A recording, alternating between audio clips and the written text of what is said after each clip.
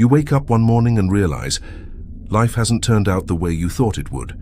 The people you trusted drifted away. The dreams you once chased have started to fade. There's a heaviness inside you that no one else seems to notice. You keep moving, smiling even, but deep down, you're tired of pretending you're okay. Pain has a way of cornering you. It breaks your rhythm, your certainty, your faith in the world. And when it does, most people run into distraction, denial, or despair. But what if the very thing you're running from is the thing that can make you unshakable?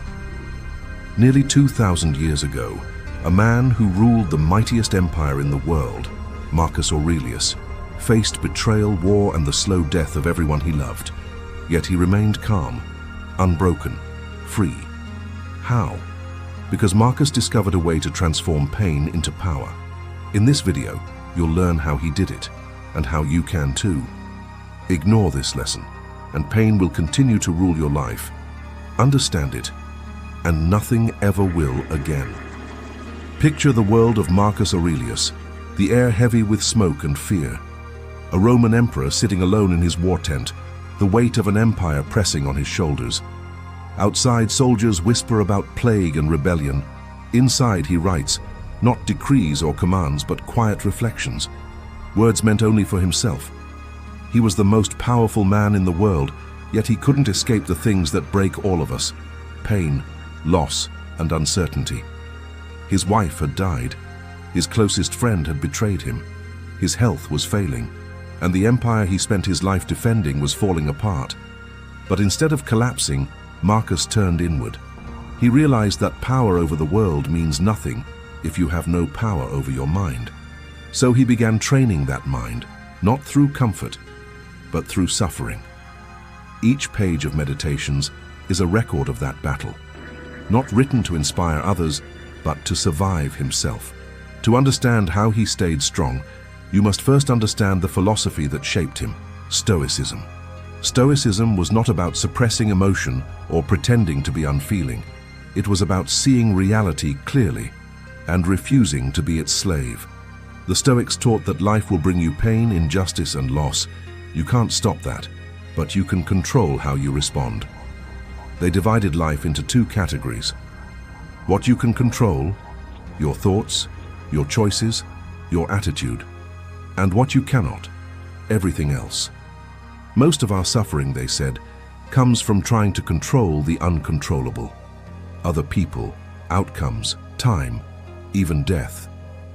When you fight against what you can't change, you lose twice. Once to the event itself, and again to your own resistance.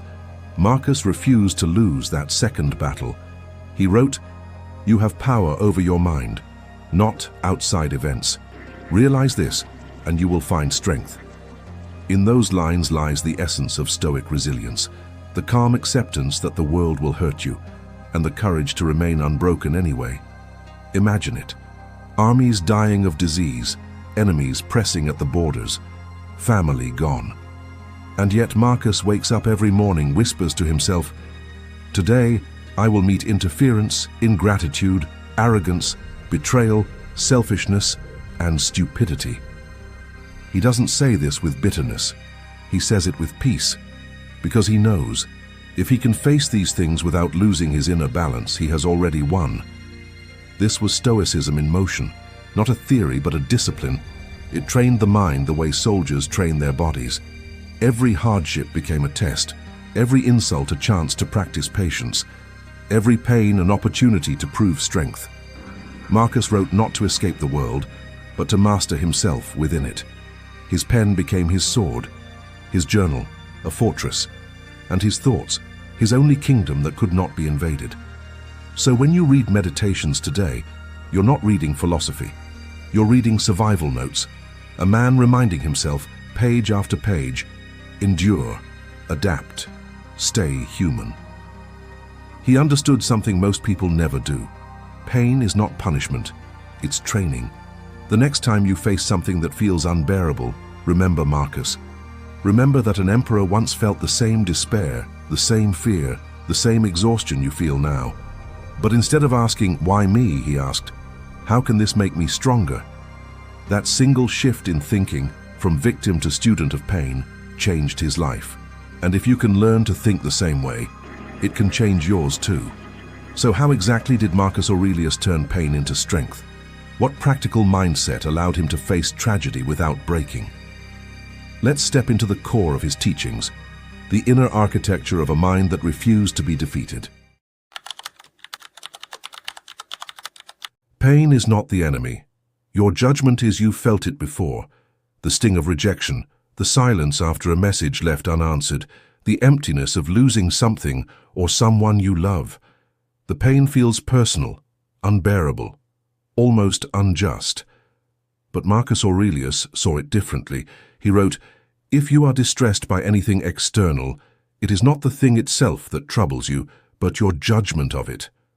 That single line dismantles centuries of human misery. Pain by itself is neutral, a signal, not a sentence. It's your interpretation that turns it into suffering. The event isn't what destroys you, your meaning of it does. Modern psychology calls this cognitive reframing, the ability to reinterpret events in a way that empowers rather than weakens you. Cognitive behavioral therapy, CBT, one of the most effective treatments for anxiety and depression, is built on this same Stoic principle. Imagine someone you love leaves you. Instantly the mind labels it. I'm not enough. I'm unlovable. That's not truth. That's judgment. The fact is, a relationship ended. Painful? Yes. But within that pain is space. Space to see that you are still breathing, still capable, still whole. Marcus understood that the mind creates most of its own torment, so he practiced mental separation, learning to see events as they are, stripped of story. When insulted, he told himself, "That person spoke words. I chose to feel hurt." He turned pain into data, raw information, not identity. And this is your first weapon against suffering. Stop labeling pain as tragedy. Start seeing it as truth. Because once you do, pain loses its power to define you. Control what you can, accept what you can't. You want life to go your way. You want people to understand you, outcomes to reward your effort, timing to be fair. But life doesn't negotiate. It unfolds, indifferently, unpredictably, often brutally. Marcus faced this every day as emperor. Armies rebelled, plagues spread, his children died. And yet he wrote, "Accept whatever comes to you woven in the pattern of your destiny, for what could more aptly fit your needs." This isn't blind fatalism, it's radical focus. The Stoics taught the dichotomy of control. There are only two categories of things in life: what you can control and what you can't. You can't control external events, but you can control your response. And in that response lies all your power. Think of it like a ship in a storm. The sea is wild. You can't calm it. But you can steer. You can trim your sails. You can refuse to panic. That's Stoicism. When life hits you, job loss, betrayal, illness, your power is in your response. If you spend your strength trying to undo the storm, you waste it. But if you anchor your mind, you become the calm inside it. Modern resilience psychology mirrors this. Studies on trauma survivors show that those who recover best don't deny pain. They accept its reality and focus on what's still within their control, their actions, thoughts, and values. Marcus lived this every day. He didn't pray for the storm to pass, he prayed for the strength to stand through it. That's your second lesson. You can't always choose your pain, but you can always choose your posture toward it. Embrace discomfort as training. Marcus believed the soul grows the same way muscles do, through resistance. He wrote, "The obstacle is the way, not in the way, is the way." Meaning, whatever blocks you becomes the path itself. When you treat pain as an enemy, you weaken. When you treat it as a teacher, you evolve. He woke each morning ready to be tested. He didn't hope for ease, he prepared for adversity. Each challenge was training for the mind. Each loss was a lesson in impermanence. You can live this too. Start small. Skip the comfort you crave, the unnecessary luxury, the extra sleep, the avoidance of awkward conversations. Because every voluntary discomfort you endure prepares you for the involuntary ones life throws at you. This isn't masochism, it's mental conditioning. Modern neuroscience confirms this. Exposure therapy and habit adaptation show that the brain rewires itself when you repeatedly face discomfort. Fear lessens, tolerance grows, strength becomes default. Think of a cold shower. The shock makes you tense, your instinct says, get out. But if you stay, just breathe through it, something shifts. Your body doesn't change, your relationship to the cold does. The pain becomes manageable. Your mind adapts. That's what Marcus practiced. Voluntary exposure to reality. He didn't hide from hardship. He walked straight into it, using each discomfort as a chance to sharpen his resilience. And here's the paradox. The more you embrace discomfort, the less power pain has over you. You stop flinching at life. You stop needing it to be easy. That's your third lesson. Discomfort isn't your punishment. It's your practice. Pain as a test of character. Marcus once wrote, "The mind adapts and converts obstacles to its purpose." He believed adversity wasn't random, it was revelation. Every hardship, every insult, every wound was an X-ray of the soul. It showed who you really are beneath comfort. Most people pray for life to get easier. Marcus prayed to become stronger. To him, pain wasn't a signal to retreat, it was a mirror. It showed whether your values were real or performative, your discipline genuine or convenient. When he lost his children, he didn't curse the gods. He reflected, they were gifts, given for a time, not mine to own. That's not coldness, it's clarity. He felt grief deeply but refused to let it destroy his reason. His love was pure because it was detached from possession. In modern terms, psychologists call this post-traumatic growth, the ability to emerge from suffering with deeper wisdom and resilience. Those who endure pain consciously often develop greater empathy, gratitude, and purpose. Marcus saw pain as a spiritual forge, burning away weakness, refining the soul. You've probably seen it in your own life too. The heartbreak that made you humbler, the failure that taught you discipline, the loss that deepened your compassion. Pain, when faced honestly, transforms you, but it doesn't do it for you. It offers the test. You choose whether to grow from it or break beneath it. Pain doesn't define you, your response to it does. So when life hits, when you're humiliated, abandoned, or broken, ask what Marcus asked himself, what does this demand of me? Not, why did this happen? But, who must I become because of it? That's the secret to enduring like a Stoic, not to escape pain, but to use it. The heart of Stoic strength. Marcus Aurelius didn't escape pain by building walls. He transcended it by understanding its nature. He knew pain is inevitable, but suffering is optional. Because suffering is pain plus resistance, the refusal to accept what is. When you remove that resistance, pain remains pain, but it loses its ability to poison you. It becomes sensation, experience, a teacher. So every time you face pain, remember these 4 truths. 1. It's not the event, it's your judgment. 2. Control the controllable, accept the rest. 3. Treat discomfort as training. 4. Let pain reveal your character. These are not just Stoic maxims, they are psychological blueprints for peace. Marcus Aurelius didn't want to feel less, he wanted to fear less. He didn't aim for numbness, he aimed for mastery. And when you follow that path, something extraordinary happens. Pain doesn't just stop hurting the same way. It starts meaning something. It becomes part of your strength, not the reason you lost it. Because true resilience isn't the absence of pain. It's the presence of peace within it. So now that you understand Marcus's philosophy, the question becomes personal. How can you feel this truth, not just understand it? How can you bring it into your daily life, into your thoughts, into your most painful moments? Let's step into that reflection. Close your eyes for a moment. Think about the pain that's still living inside you, the one you don't talk about, the betrayal that left you wary, the dream that collapsed when you needed it most, the silent grief that lingers when no one's around. Now, instead of running from it, try this. Imagine your pain as a wave. It rises, it swells, it crashes, but it also passes. You don't stop a wave by fighting it. You stop it by floating, by letting it move through you without resistance. That's what Marcus Aurelius learned through decades of loss, illness, and war. Resistance turns pain into suffering. When you stop fighting pain, it loses its fangs. You've been told all your life that strength means never breaking, never crying, never faltering. But Marcus would say the opposite, that true strength is to remain kind in the middle of chaos, to stay rational when everything around you burns. He once wrote, "Does what happened keep you from acting with justice, generosity, self-control, sanity, prudence, honesty, humility, straightforwardness?"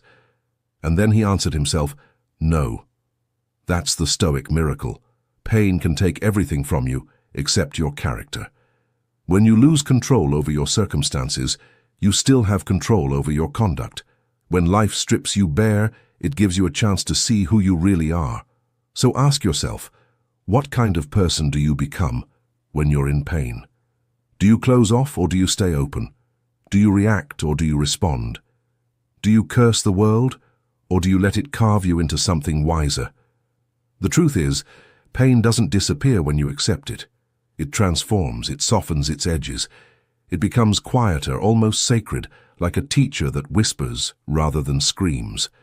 And the lesson it teaches is always the same. You are stronger than you think. Think about the people you admire most, the calm ones, the grounded ones. None of them were shaped by comfort. They were shaped by storms. They didn't become unshakable because life was kind. They became unshakable because life wasn't. Marcus wrote his meditations not from a palace but from a battlefield. Surrounded by disease, exhaustion, and death, he taught himself to find serenity inside chaos. He practiced what he called the view from above, imagining himself floating above the earth, seeing his pain as one small piece of a vast and ever-changing universe. From that height, no heartbreak was final, no failure eternal. Everything was temporary, even sorrow. You can practice this too. When something hurts, take a breath and rise above it, not to escape, but to see clearly. Remind yourself, this pain is part of being human. It's not punishment, it's participation. You are part of a story much older than your own. Every person who's ever lived, emperor or servant, philosopher or farmer, has felt the same ache. Pain connects us across centuries. It humbles us. It unites us. So instead of asking, "Why me?" ask, "Why not me?" Pain isn't proof that life is unfair. It's proof that you're alive. And once you stop fearing it, you begin to move differently, slower, steadier, with quiet strength. You stop needing the world to be kind, to be at peace. That's the secret Marcus left behind. Not a promise that pain will end, but a path to walk through it without losing yourself. Because strength isn't the absence of pain, it's calmness inside pain. And the moment you stop resisting your suffering, it stops being your enemy, it becomes your teacher. When all the noise fades, when the struggle quiets just enough for you to breathe, this is what remains. Pain is not a curse. It's the price of being awake, alive, and human. Marcus Aurelius faced it all: loss, sickness, betrayal, exhaustion, and still found peace, not because he avoided pain, but because he understood it. He discovered that life's sharp edges only cut when you fight them. The moment you stop resisting, you begin to heal. Here are the 4 truths he lived by. The 4 truths that can change the way you carry your suffering. 1. It's not the event, it's your judgment. Nothing has the power to destroy your peace unless you give it permission. The mind, not the moment, decides the meaning of pain. 2. Control the controllable, accept the rest. Peace begins where control ends. The more you cling to what you can't change, the heavier your suffering becomes. 3. Treat discomfort as training. Every challenge is an invitation to grow stronger. Each small act of courage, getting up when you don't want to, staying kind when you could turn bitter, forges resilience. 4. Let pain reveal your character. Pain shows you what's real. When everything else is stripped away, what remains is who you truly are. These aren't just ancient ideas. They're timeless survival tools. They're how you endure heartbreak without closing your heart, failure without losing your faith, and disappointment without letting bitterness consume you. Remember Marcus's words, you have power over your mind, not outside events. Realize this, and you will find strength. That is the ultimate freedom, to live in a world of chaos without becoming chaotic yourself. Because strength isn't found in control, it's found in surrender, not in running from pain, but in walking through it with open eyes. So the next time life tests you, whisper to yourself, this is my training, this is my forge, this is how I grow. And when you do, you'll feel it, a calm, steady presence that doesn't depend on anything outside you. That's the strength Marcus lived by. That's the peace he left behind. Pain will visit you again. It always does. But now it will find you different, still grounded and unafraid. Because once you've learned to stand with pain and not flinch, you've already won. If this video helped you see pain in a new light, don't stop here. Marcus Aurelius didn't just read wisdom, he lived it, and that's your next step. When pain returns, and it will, pause, breathe.